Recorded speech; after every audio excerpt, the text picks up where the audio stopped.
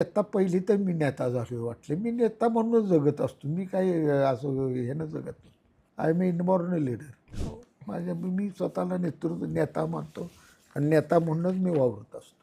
काय विषय असा आहे, ज्यावेळी आपण राजकारण करतो स्वतःचा तर लिडरशिप असलेला आपला भाव पाहिजे ना, त्याशिवाय जनतेत प्रश्न कसे सुटणार.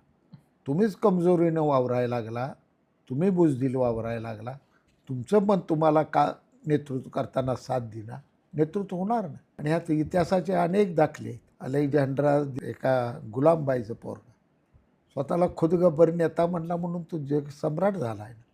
छत्रपती शिवरायांनी आज 16 वर्ष शपथ घेतली, स्वराज्य स्थापन केली, करूनच दाखवलं. आपल्या स्वतःत हिमसेल्फ लिडरशिप पाहिजे, तरच पुढं तुम्ही जनतेसमोर जाऊ शकता. तेवढ्या आत्मविश्वासानं जाऊ शकता.